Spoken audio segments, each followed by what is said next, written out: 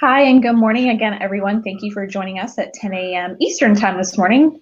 I know there's some afternoon evenings for some of you for our session on event-driven ELT with Michael French. So Michael, without any further ado, I will let you get started. Welcome all, and thank you very much for attending my session. We're going to talk today about event-driven ELT. A little bit about myself. Again, my name is Michael French. I'm a principal consultant here at Pragmatic Works. I've got well over 20 years of experience. My background's in applied mathematics from Kent State University in Ohio. I'm a frequent presenter at SQL Saturday, and I am also a big believer in community volunteerism, serving on my national board of directors for my fraternity, and also a council level volunteer for Scouts BSA. It's important to give back. So the goals for this presentation, what are we here to talk about? We want to give an architectural overview and compare to what you're used to from a BI standpoint. We're going to talk a little bit about the life of the file and reassure everybody that you'll be okay without using SSIS. And then to finish it up, I'm actually going to give you a demo. And I'm going to show you this in real time. So let's talk about what most of us know and understand. This is the traditional data architecture for BI programs. We have the set of sources. We use SSIS to do an extract and load into, some SQL tables. And then we're going to use another set of SSIS packages to transform that load, structure the data a little bit. Then we're going to build that semantic layer using, tabular models or whatever. And then we add in for the data visualizations or delivery to the end user, we're going to use Power BI or, views against the SQL database or the ever-present Excel. So this is what we know. So what are we looking to change out of this? And why are we going to migrate to Azure?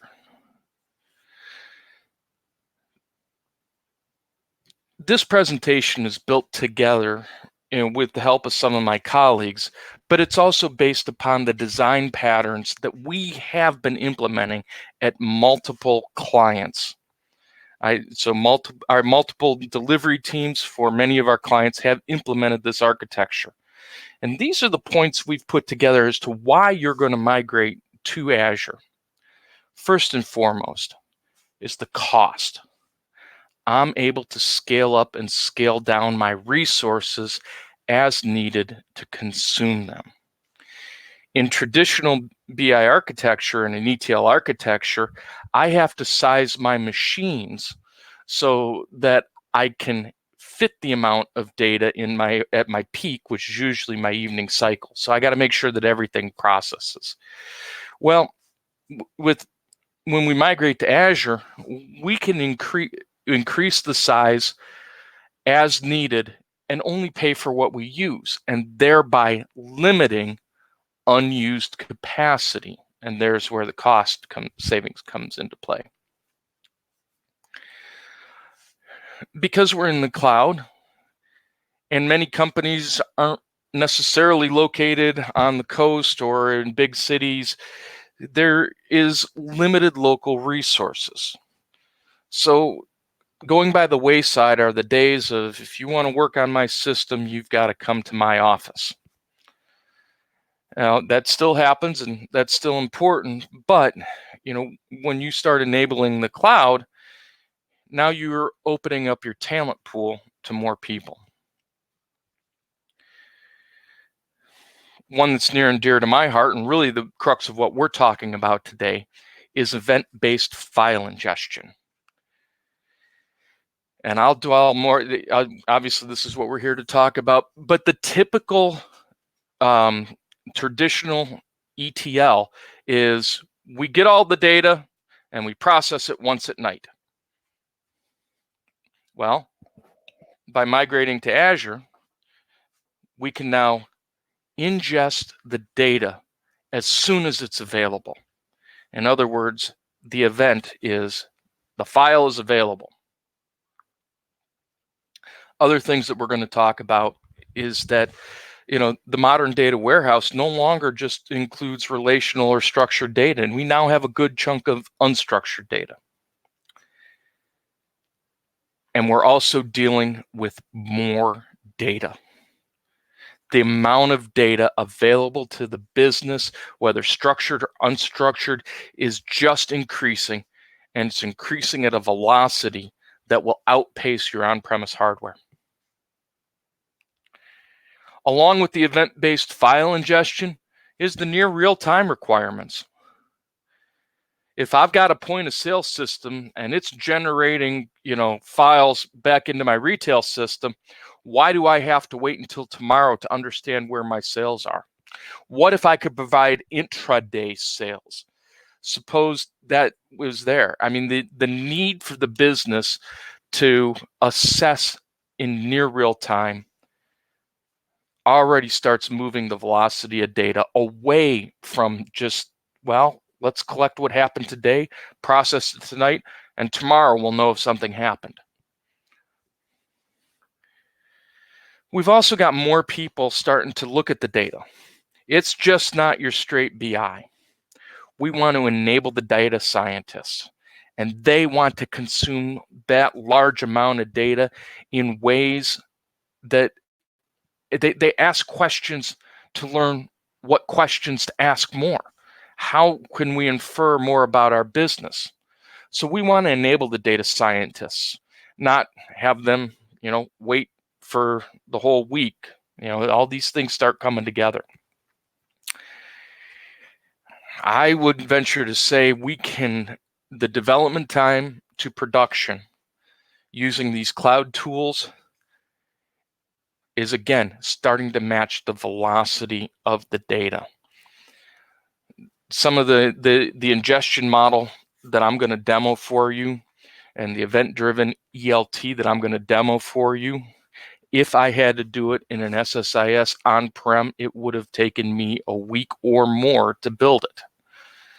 I was able to rebuild my demo in about 4 hours last night due to the fortuitous deletion of my demo. Hey, you make a mistake, and the old school DBA in me was screaming at me, why didn't you back it up? But the point is that I can develop the cloud tools faster with all of with all the rigors of the software development lifecycle. So the development time to production is less. And so you're going to start seeing a theme here that the velocity of the data needs to match the velocity of the development. And we need to get the business enabled as soon as possible. In conjunction with the data science capabilities, we're still looking for larger audiences. More people are looking at the data than ever, and that's a good thing. We're here to support as many people in the business as possible. Then there's the enablement of mobile. It's, those reports to your phones, to your tablets in a secure manner with that up-to-date data, with large amounts of data. It is part of our landscape now in a way that it hasn't been in the past. So our traditional architectures may no longer be sufficient. In going back with 9 and 7, the collaboration. Since we've got more people looking at the data, we still need to, we're able to increase the collaboration because there's more access to the data. The last point here is a file-based history. In other words, we can track the changes outside of a database using a file, using tools that don't exist in the traditional architecture.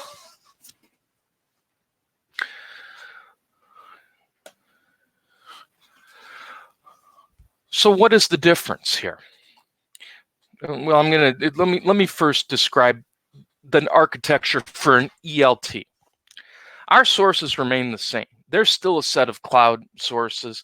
There's on-prem sources. There's FTP, our clients send us files.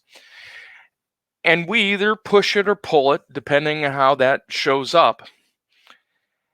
And they'll be through, API calls or the runtimes to get the on-premise data. But in the bottom left corner, and now we got this new thing. It's called an Azure Logic app. And all this is going to do is watch our FTP site or watch a directory in our FTP site. And it's going to say, hey, when a file is added or updated, I want to do something. So it's logic apps are micro events that just do one thing well. So once that logic app sees in the SFTP that a file shows up, then it's going to move to cloud storage, move to blob storage, which is just a temporary landing space. Now we've got the data in the cloud. Now we can act upon it. Azure Functions can traverse directory structures a lot better than logic apps. So we write in an Azure function to do that. Again, this is another type of a micro app, that does one thing well. And so you're going to hear a common theme, and we'll go over the tools in a little bit.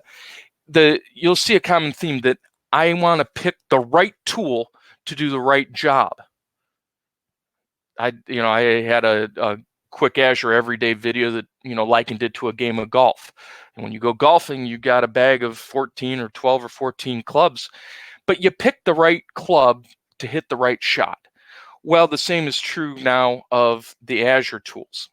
In a traditional structure, I just have, my SQL server, I have an analysis services, and I have either Power BI reporting services. And this is how we move through. But now I've got more tools.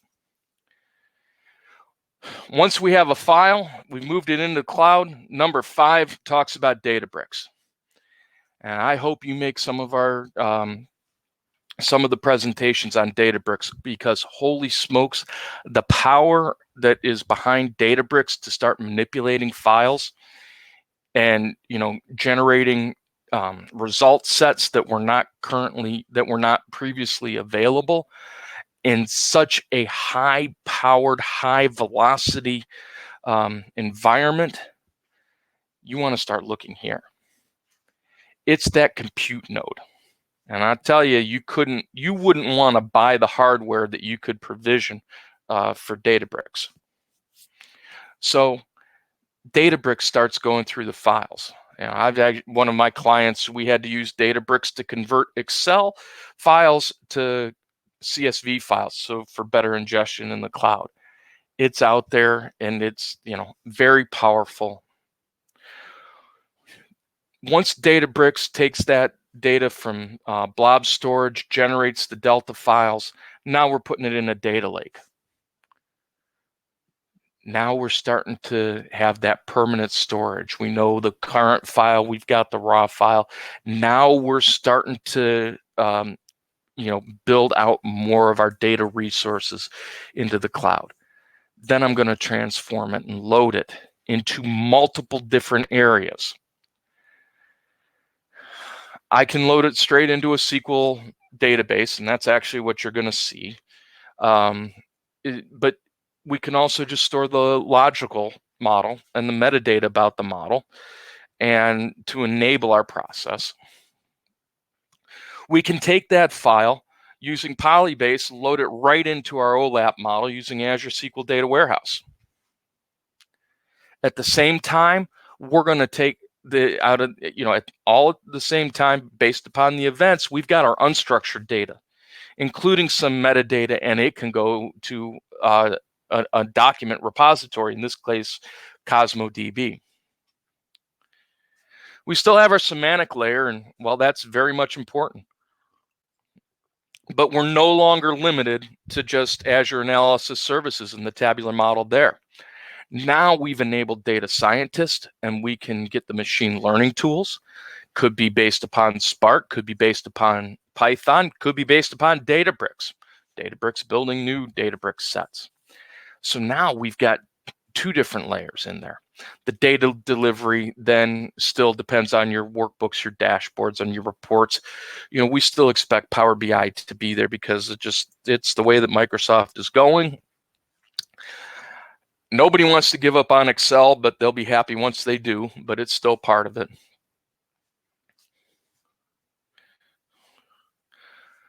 So let's just do a quick comparison of traditional to the Azure data architecture.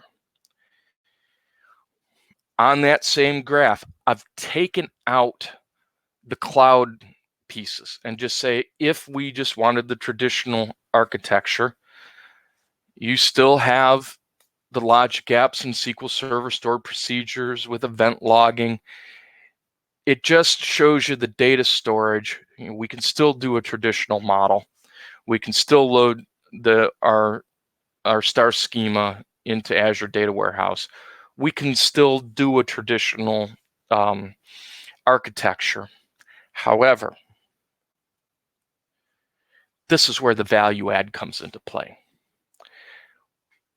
When we add the Databricks, when you have the Azure Data Lake and all of the tools that are now provided, you got your USQL and the other things that can start being enabled from the files. There's that unstructured piece in dealing with their metadata, and we store everything about our environment. That also is data, and we put those documents into CosmoDB. The data science, we've enabled the data scientists with the artificial intelligence. This is where you'll see on the bottom, the traditional architecture just doesn't have the tools. So in lanes 4 and 5, 6 and 11 and 12, this is where you start seeing the difference between a traditional ETL and an Azure-based event-driven ELT.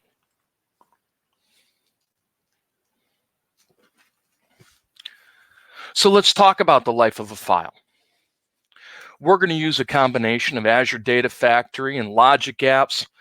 It goes back to that picking the right tool for the job.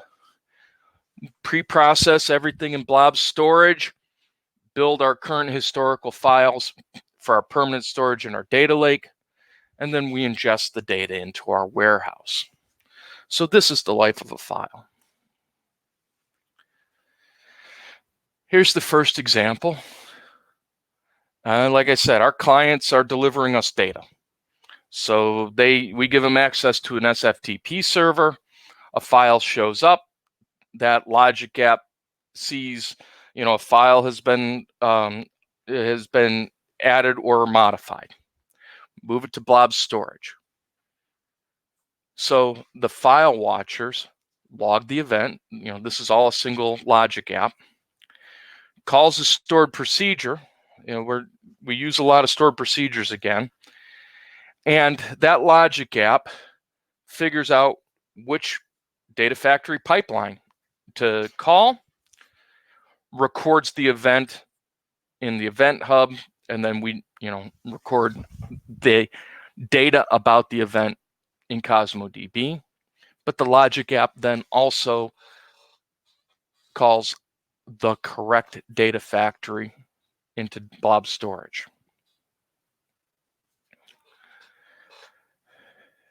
This is more of a scheduled pull from a source, say your traditional SSIS style.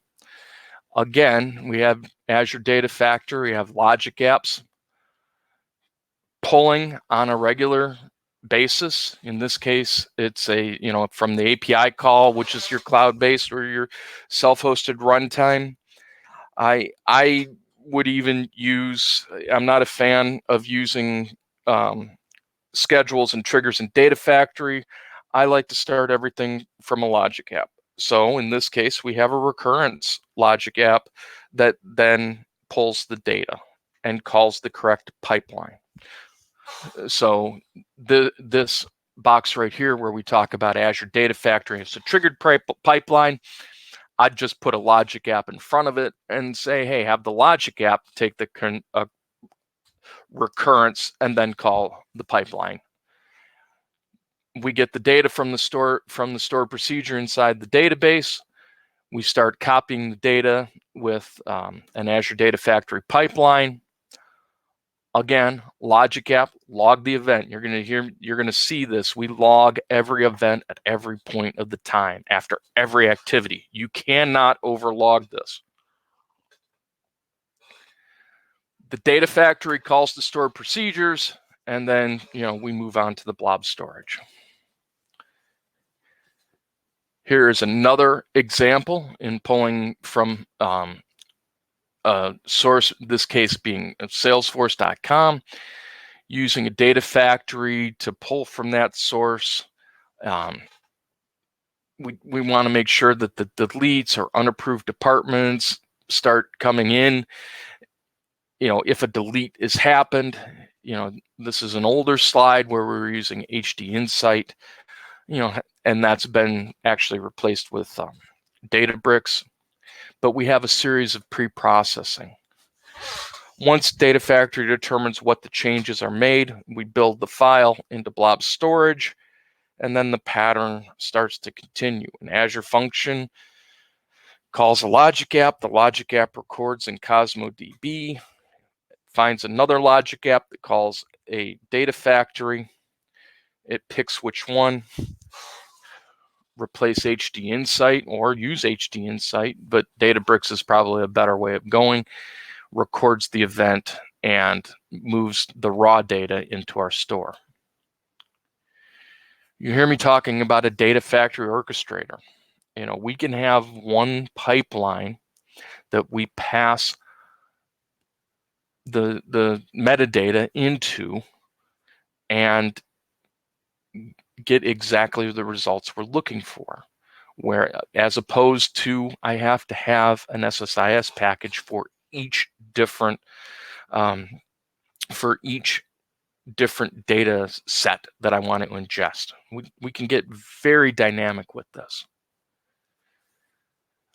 Again, you're going to see the same pattern regardless of the source of data come into play. This speaks to the speed of development. There's some ingestion method.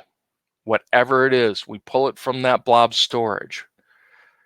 It's into the blob storage, and Azure function knows which directory it fell into. And then, as it says, same song, second verse. So this is the pattern that we've developed. I'm going to speed through this a little bit more because here it's pulling from your blob storage and pushing it all the way to your data lake store.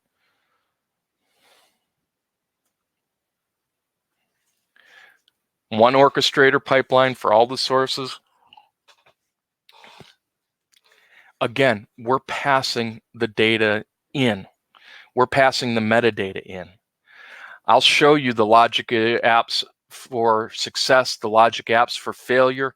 Those remain the same. I'm not recoding. I just call those events.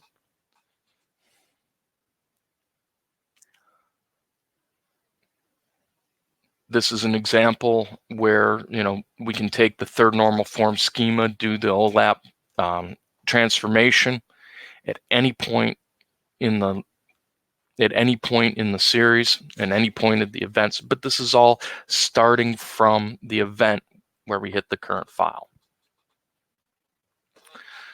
So let's talk about the cloud tools, where each one of them fits in. To me, it starts with a logic app. A logic app, again, we're going to use this for common things.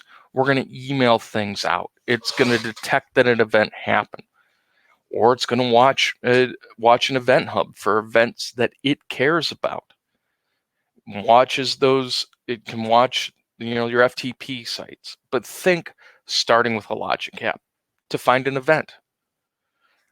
Say it again, a logic app is a micro app. It's a small program that does one thing well, and that's all you need it to do.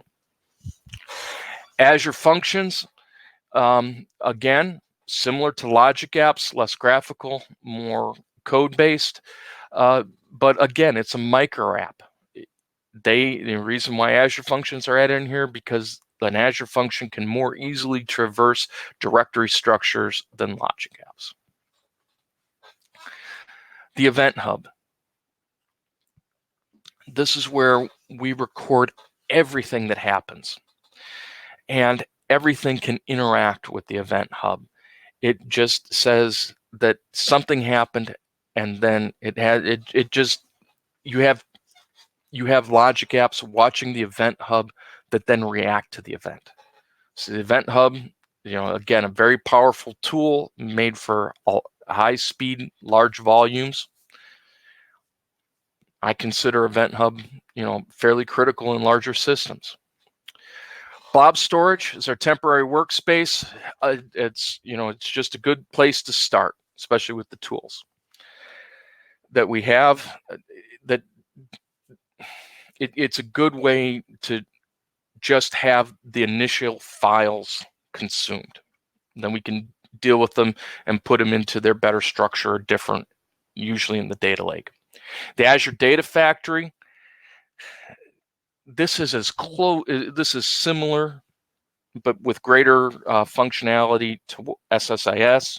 I know that the migrating data flows just went live from Microsoft yesterday, but logic apps calling Data Factory pipelines. This is where we do the actual data copy.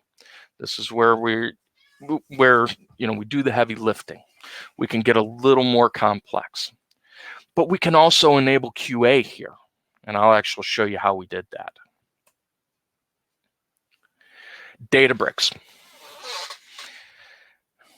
Look into Databricks. It's the data processing. It's your compute node on the cloud. It's as big as you need it to be, and it can handle lots of data. That's what, Python-based, PySpark-based. Use that for your data processing and writing to the data lake. Other pre-processing data requirements, like I said, in my one client, we actually had to create a Python notebook that then converted Excel files to CSV files. HD Insight, a little bit older, we're replacing it with Databricks. Most of our architectures moving forward will include Databricks and not HD Insight, unless there was some very specific user requirement, but even that's starting to get lessened. The Azure Data Lake, again, this is where we want that permanent file. We want the change data capture. We want to record our as-is files, but it's the Azure Data Lake where we want to enable the data scientist, and we want to provide that self-service. We've talked about enabling, the business with self-service BI. Now we're adding in that data science self-service. Power BI can utilize Azure Data Lake file structures to build their data sets. It's just not relying upon your OLAP or your third normal form or your relational structures anymore. So this is one of the things that Data Lakes brings to the table. CosmoDB, this is your document database. This is keeping a track of all the events that we've done. We're going to log our metadata, and this is how we know what happened in our environment. But it's also, again, it's a global document database. The Azure Key Vault, this is a way to make each of these pieces more secure.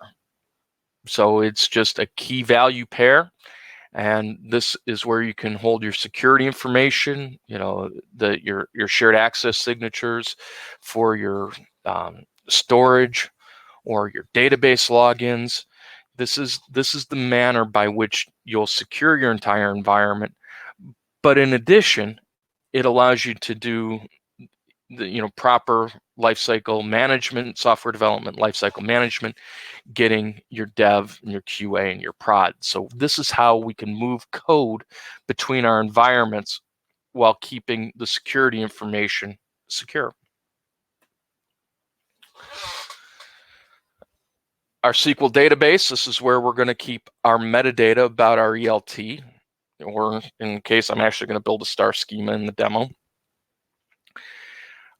Our Azure SQL Data Warehouse, this is where you're going to build your star schema or your data factories if you're Inman. I personally follow Kimball methodology more so, but that depends upon your end users and what they're looking for. But we're going to build that reporting structure, that OLAP structure, most of the time using SQL Data Warehouse. If your data volumes aren't that great, you can still build that star schema in Azure SQL Database, and you will be just fine. Lines 13 and 14, I'm being told, are growing together as Power BI shared data sets and certified data sets come into play. The shared data sets are still built upon the same technology as Azure Analysis Services. It's all, in the beginning, the Vertipack engine. So we use Azure Analysis Services for the tabular semantic layer. As Microsoft, builds the functionality into Power BI, that will become Power BI shared data sets. But we're still using Power BI for the reporting and for the self-service.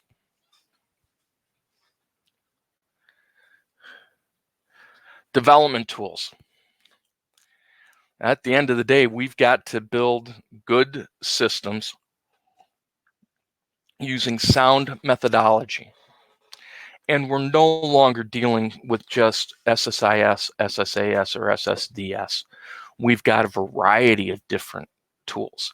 So our primary development platform is now Visual Studio. It has been actually for a while, but I know there's been some DBAs that still resist. But I have the Python projects. I have different types of projects in Visual Studio. So we store it, and we're following good software development lifecycle methodology. I have data warehouse, Azure Data Warehouse projects. I have Logic App projects, and I still have the database projects. All of this, we're going to interface with GitHub. I used to say TFS, and 6 months ago it was Team Foundation Systems. That's been replaced by GitHub. So all of our source control will integrate with your GitHub. And then we're going to use Azure DevOps to have that integration with GitHub. But now I'm adding in all of the project management aspects of it. I'm defining epics. I'm defining, features and user stories and building out tasks. So I'm not just enabling, my development team, but I'm enabling management to know how we're doing on a project as well. I consider this vital to any development effort. So as our architecture increases, so does the tools that we use. So Azure DevOps and GitHub definitely go that direction. So enough of me talking. Let's actually switch to showing you the real stuff.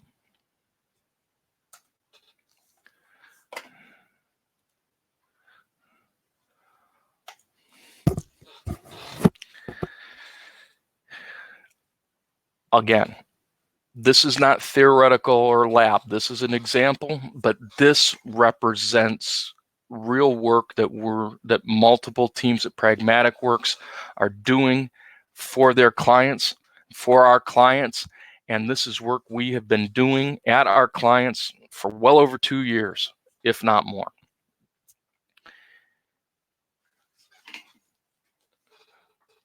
So this example is going to show you the 3 different logic apps. I've got a SQL database out there. We've got our blob storage, and then we've got our data factory pipelines.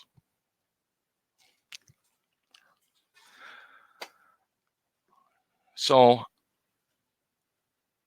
we'll start on the inside most aspect. So like when somebody watches the recording, they'll also see the chat? Because they have the ability to chat even within a recording. So I go back and check them periodically. Somebody open the microphone. All right.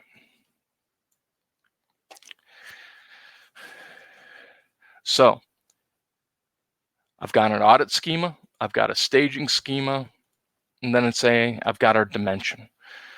The data that I'm going to show you is FAA data, and it is just, it's public available data. It's also based upon a training session for Data Factory that is available through Microsoft. Here is our operational event log. And I told you we're going to log every event, just so that everybody sees this is real. I have a dimension. Whoops. That we're going to load. And then we've got fact tables that we're going to load. So this is the basic structure. I have stored procedures to call for inserting into my event log. And I have to create a stored procedure to load my fact data because I'm going to add some data into it. So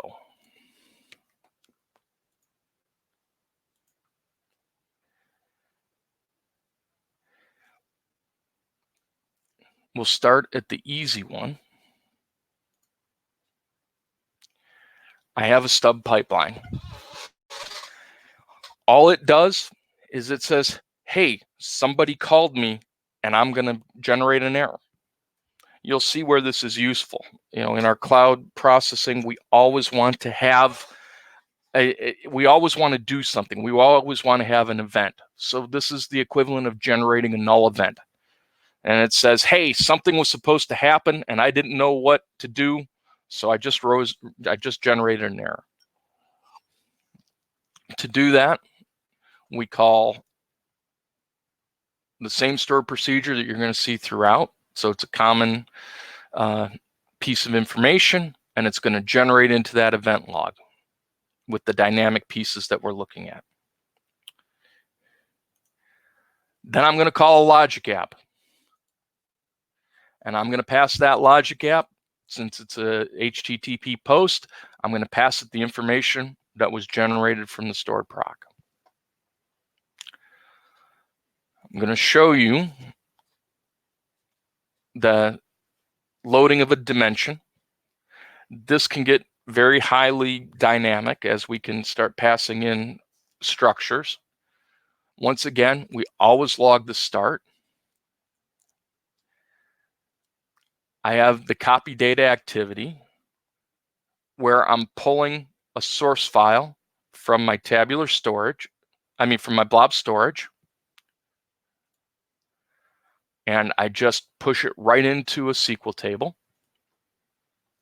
through this mapping. This mapping can be dynamic.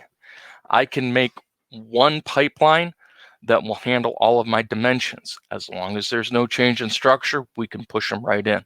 This is a more common aspect of what we do. If at any point there's a failure, if the stored procedure doesn't execute, call the common error processor. Again, if the copy doesn't work, call the error processor. Calling the same stored procedure. Hey, we succeeded with the copy. Well, if that doesn't work, call the same stored procedure. Or email the pipeline success, or pass the event to the next piece of processing. Your data factory pipelines shouldn't be any more complex than this. In the same token that you're an SSIS package, the more complex, the worse it is. Well, your data factory pipelines, make them as simple as they can be and don't do too much work. This is an example of a dimensional load. Here's an example of our fact table load. All of these pipelines share a common parameter. Whoops, sorry. They share a common parameter. I'm always passing in a source file name. Go back to the event-driven ETL. A file was inserted or updated. What was that file? In this case, because I've got multiple files coming in from my fact table, again, I've parameterized the data ingestion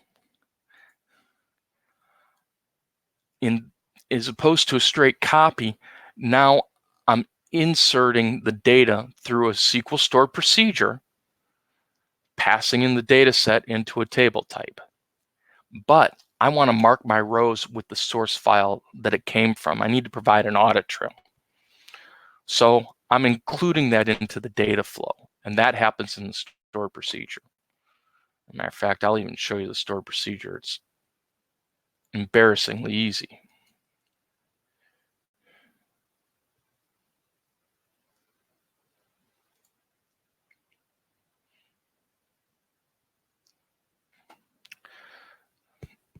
Passed in the table type, passed in the parameter of the SQL name, and I'm inserting into my staging table. Here's where I'm adding in that piece of data into the information, again, from the flight. It's a simple statement.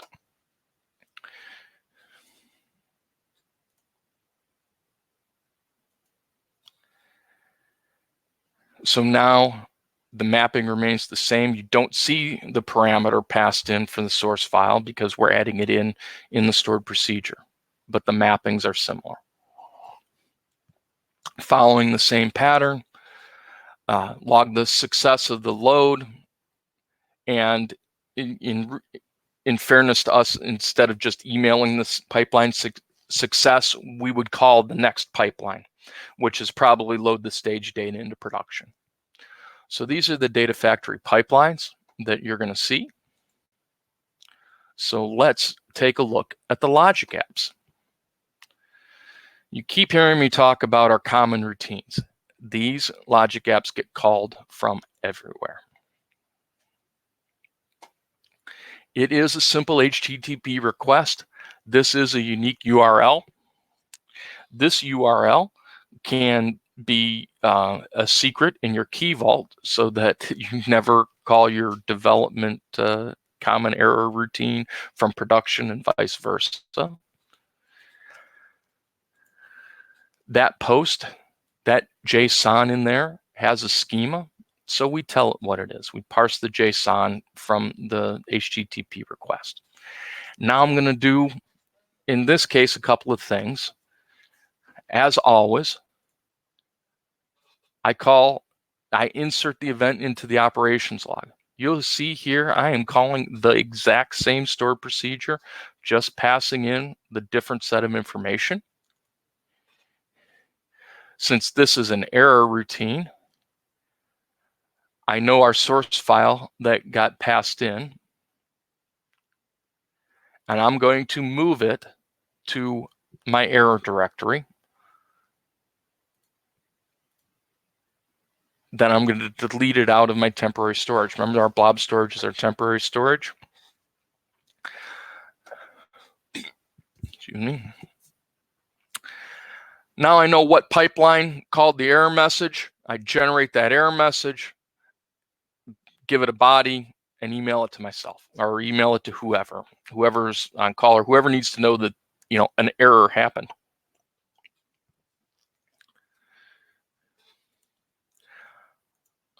I'm going to show you almost the identical design pattern in our success. Again, you'll see that it's a different URL, but we're still parsing the exact same schema from JSON.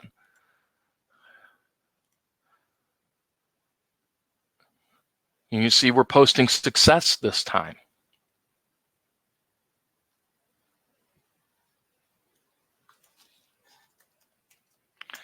Here's me making a code change that I shouldn't make. Right.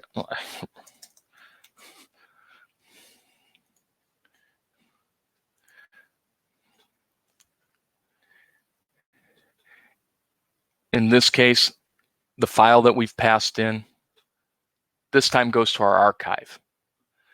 this could just as easily be a data lake. And usually we would archive to the data lake, but for the purpose of this demo, we're just going to archive straight into our blob storage.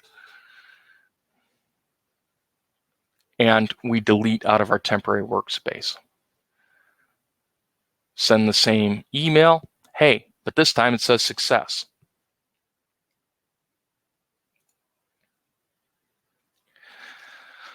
So let's put it all together.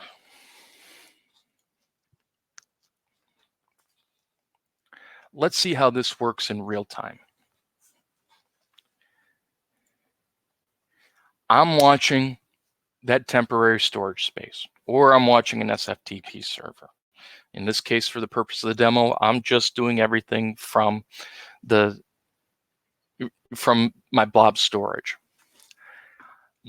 When a file shows up, and you can do this in batch, but I find that it works best one at a time for multiple reasons, because the event is a file landed, so we want to process a file.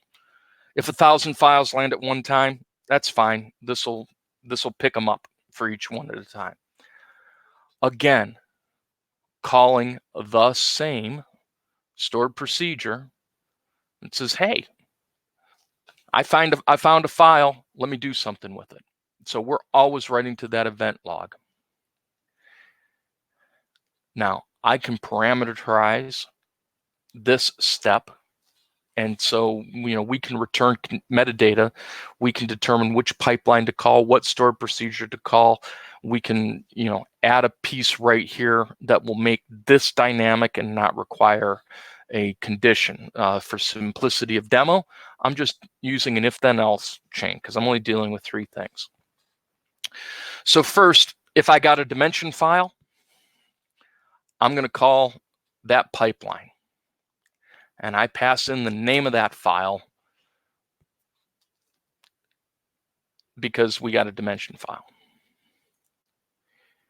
If I have a fact file and say I'm getting my flight data on a daily basis, and there's a dynamic part to the name. In the example I'm going to show you, I have every day I'm loading flight data.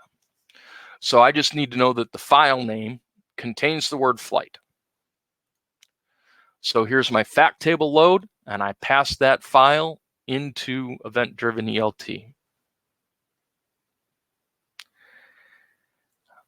My logic app,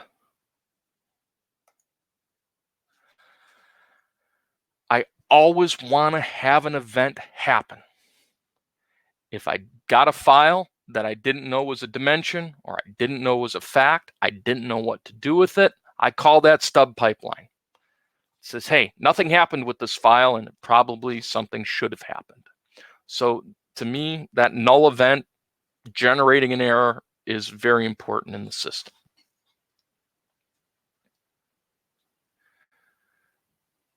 This covers each aspect.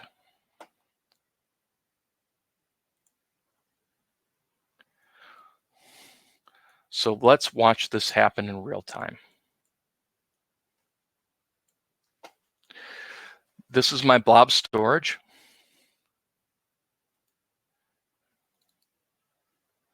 Here is my raw data. I have a week's worth of flight data. I've got a dimension going in there, and I've got a file that I haven't, I purposely put in there that I don't know what to do with, that I don't have code based upon. So I'm going to copy this, and we're going to generate the events now. As soon as I paste, things are going to start waking up. If I go to my Git file, and I start looking down here, when we start refreshing,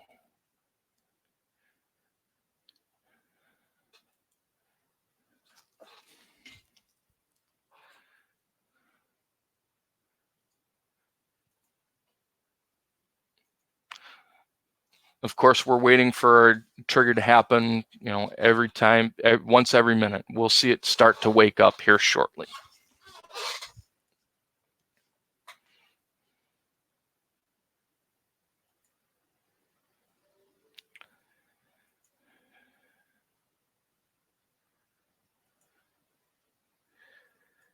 anytime.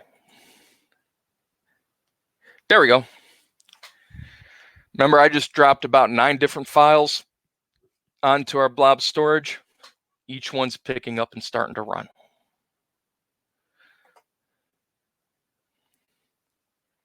If I go over to my pipelines, we start seeing that my data is starting to process.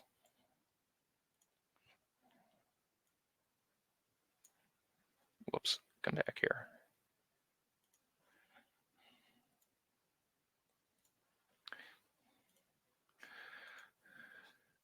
And we say already, hey, I didn't know what to do with FAA aircraft. So the stub pipeline got called.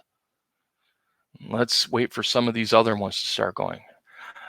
I have everything provisioned at a basic 0. I mean, I don't have a lot of resources available in here. So we can see that one of our fact tables already got.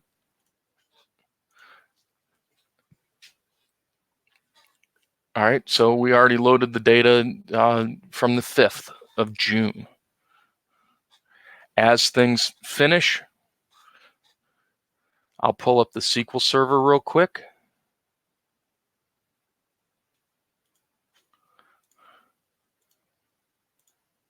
Make sure that I'm not highlighted on my. You'll see that all of our events have started to get recorded. Both start, succeed. You'll see here is in the error. I don't think the dimension got low. Well, the dimension's starting to load. We know we've got data in our fact table.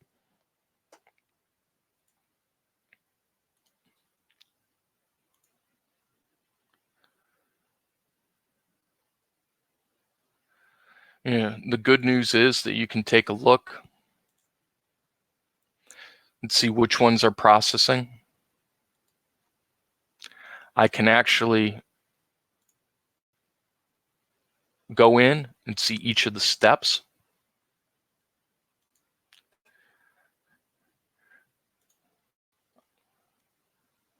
It finished in the time I was able to click, but we can see the rows.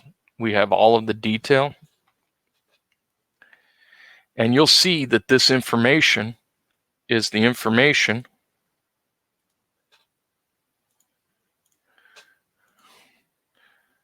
that we have in our event log. We see our rows read from the source. We see our rows written. We know the thing succeeded or there was an error. This is where we're starting to enable all of that type of information there. Again, we see that our dimension got loaded and all of our different facts got loaded. So there was a parallel nature to all of this. You saw it in real time.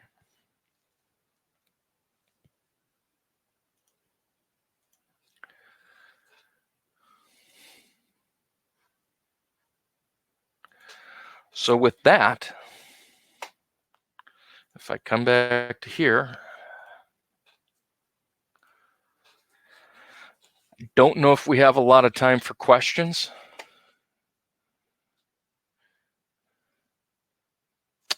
And if I stop my wheel mouse long enough, there's some additional resources for messaging. There's Azure Everyday videos. You'll see them out there for me, for choosing the right tools. Also, I talk about DevOps. The first half of this presentation was created by my colleague, Delora Bardish, who will be speaking this week as well. Again, if there's questions, please contact me. Pragmatic Works offers boot camps, workshops, on-demand training. We also have Power BI managed services. That's something we started doing this year, and we're very much able to provide you the services that you need to make what you just saw real for you. Yeah, we definitely have some questions if you have. Sure. All right, awesome. So let me start from the most popular. All of the examples are based around ingesting file-based data. Is nobody pulling data from existing relational sources anymore? I'm struggling with the value proposition of some of these tools like Data Lake, Databricks when not dealing with files. Although this focused on file ingestion, absolutely you can pull from an existing relational source. One of my most common use cases is my client has Informatica Oracle-based system. And what the event-driven ELT is not limited to file-based. We can certainly pull from on-premise sources, but what we are doing is we're enabling more tools to be built on top of it. Again, with the data scientists, they don't want to reach into a data warehouse or into a database to get their data. They just want the raw data in their files. And so if it's in a data lake, it's in a manner to enable the self-service of the data scientists. So we're opening up the amount of data and not just limiting it to, but it's a great question. Thank you. Sure. Next one, they're quoting you. I'm not a fan of schedules in Data Factory. I like everything to be a logic app, and they want to know why is that? It's just more control. The schedules, the triggered output in Data Factory, it's what you would expect from, it's not your SQL agent, but it's just, okay, here's my nightly schedule. It's not event driven. And that's where the difference comes in. My logic app, it has events that are associated with it. Now, the event may be, hey, something happened from a timing perspective, but I just have a lot more control in a logic app than I do in the triggered aspects of Azure Data Factory. Great. I'm confused as to why you have a stored procedure with all the column conversion and you define the columns in the Data Factory. Do you always have to define it in both places? In that case, the Data Factory is actually reading from the stored procedure. In that case, it's when you import the parameters. So I'm not actually defining it in both places. This is where the copy activity will read both schemas. And it also goes back to choosing the right tool for the job. I want to make sure that if I have a stored procedure, that I'm going to do most of my transformations there. In our more production cases at our clients, you won't see those mappings because we're passing that in dynamically, either retrieving it from a database or they match in the case of our dimensions. And that's not always something you see. It's just something that I do on the fact tables to show adding in data into the data flow.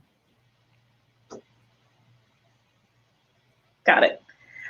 All right, so the next one is, what will be the best approach for moving files from different resources like OneDrive, Dropbox, or similar to Azure Blob Storage or Azure SQL DW? Which service would be a good option, Logic Apps or Microsoft Flow?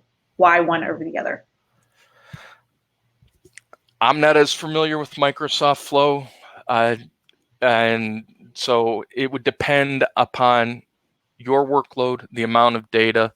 It goes back to choosing the right tool for the job. Logic Apps and Azure Functions give me a great amount of flexibility, but it's hard for me to compare it to Microsoft Flow. And we do have some people on staff that are very well versed in both Logic Apps and Microsoft Flow. If you guys have other questions, I'm happy to pass that along. Can we set Logic Apps as a scheduling event? There is a recurrence trigger in a Logic app, yes. Using the Logic Apps for error reporting, can it support sending a webhook to Microsoft Teams instead of generating an email? If there's a connector built or you build a connector, I don't see why not. I haven't looked at the capabilities of Teams, but this is one of the great things about migrating to the cloud. And I should include this in the presentation up front. In a traditional architecture, If you build SSIS, SSAS, you're stuck in 2019 if you build it today. If I move to the cloud, I'm always on the current version. So if today there's not a hook into Teams, tomorrow there might be, and you could use it then. Okay. We have an API interface dumping live data to Azure Event Hub endpoint in XML format. What is the best way to land those XML data, parse it, and clean it, and load it into Azure SQL Database for real-time reporting in Power BI? That's a That's a question. Best is best is subjective. I'd say, hey, I'd want to get that converted into JSON as opposed to using XML. But if it works best in SQL for you, fine. If it works best in Databricks, fine. That's one of those. Well, it depends on your environment and what you're trying to do, but we can certainly get it done. I mean, I know some of the third-party systems, XML, what's it like? California employment data has to be in XML.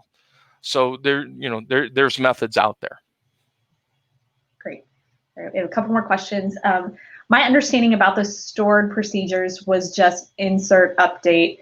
If that is the case, do we have an alternate, I guess, method to remove stored procedure dependency and purely use the integration tools? I've gone back to stored procedures. I have a tendency to use a lot of merge statements. 3 years ago, if I was coding SSIS, I'd say never use a stored procedure. But now I say use the right tool for the right job. As Microsoft builds into Data Factory, the data flows, and again, some of this stuff just went live yesterday, and you'll see a commonality in some of the demos. Things appear that weren't there yesterday. Oh well, and that's not a bad thing. That can be a good thing. So again, it depends on what you're trying to do. You now have the flexibility to pick the right tool for the right job. But I'll never say don't use stored procedures or lessen the dependencies because they may make sense if that's the way it's working. Got it. All right, final question. Can you explain a bit more about creation of Delta file in the standardized data store, or provide a reference example for the same? I would say look at the Databricks Delta tool. Okay. Well, great. Well, we went a little bit over, but I think we got all the questions. If not, feel free to email azuredataweek@pragmaticworks.com, and we'll be happy to pass those along to either Michael or the right person. I know the other session is already underway. So Michael, thank you for a great presentation. Thank you everybody for your positive comments and feedback, and we will see you on the next session. Thank you. Thank you all.